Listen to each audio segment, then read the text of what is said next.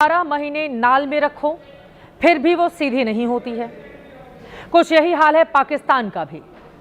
Operation सिंदूर में जिहादी मुनीर के आतंकी ठिकाने मिट्टी में मिल गए, फिर भी पाकिस्तान अपनी नापाक साजिशें लगातार रचता जा रहा है। जम्मू कश्मीर के कई इलाकों में पहले ड्रोन देखे गए, फिर सुबह पाकिस्तानी बलून दिखाई दिया। ये साफ है कि भूखा मरने वाला पाकिस्तान आतंक की रोटी कमाने के लिए भारत के खिलाफ नई नई साजिशें रच रहा है, जिसे भारतीय सेना मुंहतोड़ जवाब दे रही है और पूरा सबक सिखा रही है। चीन ने पहली मर्तबा बाज़ाब्ता तस्दीक की है कि इसके J-10CE लड़ाका तैयारे ने मई में पहली जंगी कामयाबी हासिल की। आपने चुना कौन है? कमजोर से कमजोर देश चुना है। जरा रूस के साथ ये करके दिखाइए। दुनिया में तेल की कीमतें 130-150 डॉलर प्रति बैरल पे आ जाएंगी तो सबकी खाट खड़ी हो जाएगी, शामिल अमेरिका की। बूट्स ऑन द ग्राउंड डालने की आपकी हिम्मत नहीं है, हिम्मत नहीं। पाकिस्तान इंडिया जंग। चीन का J-10CE तैयारे की मई 2025 में कामयाबी का पहला ऐलान। भारत को चीन का करारा जवाब। शिक्सगाम वादी पाकिस्तान ने हमें गिफ्ट की है, अब हम यहाँ CPAC फेज 2 या जो मर्जी तामीर करें। गोबर भक्तों, रोक कर दिखाओ। अजीब लॉजिक है। महाराजा हरी सिंह पूरी की पूरी रियासत इंडिया को गिफ्ट करे तो दुरुस्त, लेकिन पाकिस्तान अगर एक वादी चीन को दे तो वो गलत। आज भारत अमेरिका तिजारती डील पर बातचीत शेड्यूल थी और उसी दिन अमेरिका ने मोदी और अडानी पर बम फोड़ते हुए 25% टैरिफ लगा दिया। याद रहे 50% टैरिफ पहले ही था, अब टोटल 75% टैरिफ। चाबहार पोर्ट भी खतरे में। भारत की ईरान व वस्ती एशिया मंसूबाबंदी हिचकोले खा रही है। याद रहे कि गुज़िश्ता बरस मई में इंडिया और पाकिस्तान के दरमियान जंग हुई थी।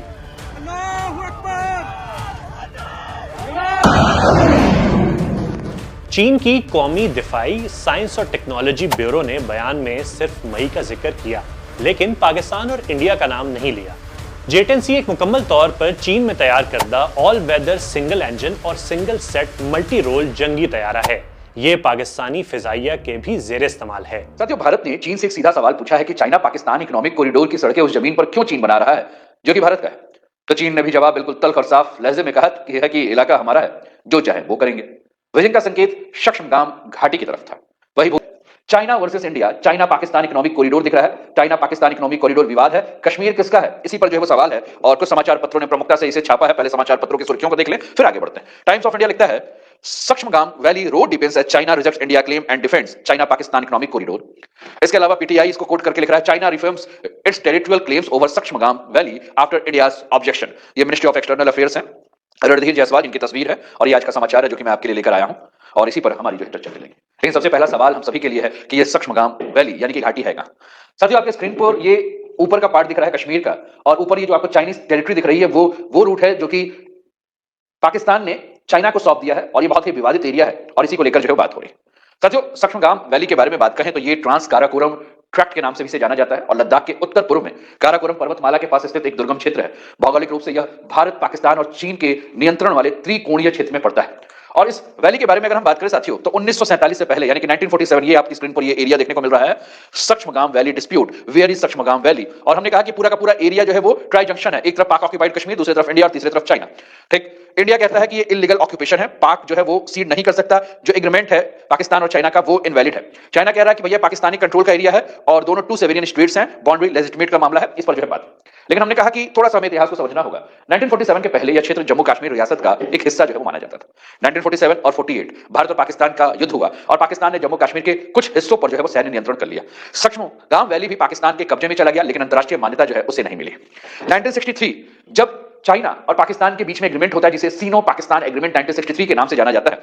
इस एग्रीमेंट के समय पाकिस्तान ने क्षेत्र का एक बड़ा हिस्सा जो है वो चीन को सौंप दिया और इसे चीन में ज़िंदगियां में जो है वो जोड़ दिया गया। लेकिन भारत की दृष्टि से अगर हम बात करें, जो इंडिया लीगल लॉजिक है उस हिसाब से अगर हम बात करें तो भारत का तर्क जो है वह लीगल और संवैधानिक है। शक्शमगाम वैली भारत के जम्मू कश्मीर राज्य का एक अभिन्न हिस्सा है। पाकिस्तान का कब्जा जो है वो इलीगल ऑक्यूपेशन यानी कि अवैध कब्जा है।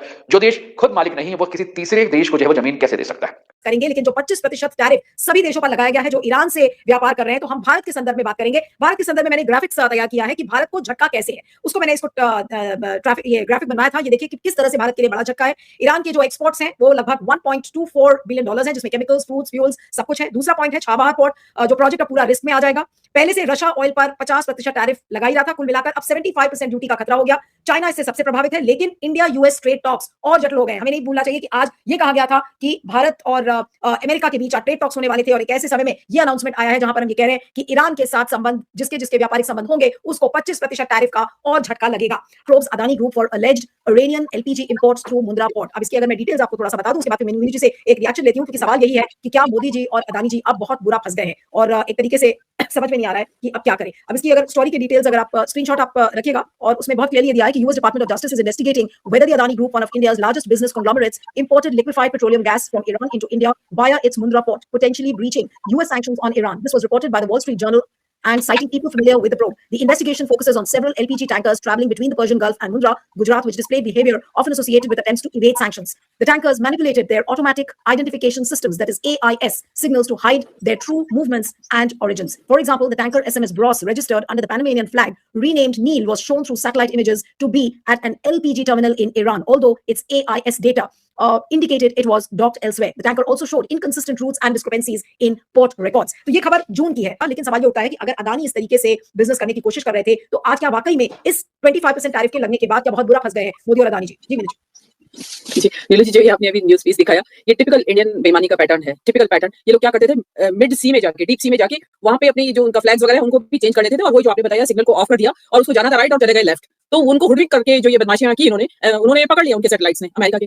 तो इसमें बड़ी शर्मिंदगी की बात है कि आप एक अडानी, मतलब एक टाइम ऐसा आया था कोविड के दौरान कि आप one of the richest person of the world हो गए थे थोड़ी देर के लिए, और वो आदमी इस तरीके का छोटी-छोटी ये गली के चिंदी चोर जो होते हैं ना, वो करते हैं इस तरह की बेईमानियां कि वहां से पेट्रोल का बैरल उठाया और छुपा के उसको ट्रक में डाल के और कहीं और ले गए। तो ये आप इतना बड़ा आपका नाम, और आप इस तरीके की बेईमानी की दिखा कुछ और रहे हैं, रिकॉर्ड कुछ और दिखा रहे हैं, सिग्नल कुछ और बता रहे हैं, सिग्नल को ऑफ कर दिया, उनको आप हुडविंग करना चाह रहे हैं। तो ये चीजें थोड़ी देर के लिए चल सकती होंगी, लेकिन फॉरएवर आप चाहें इंडिया में तो चल। दुनिया पेट्रो डॉलर छोड़ के जा रही है क्योंकि आपने डॉलर चुराने शुरू कर दिए।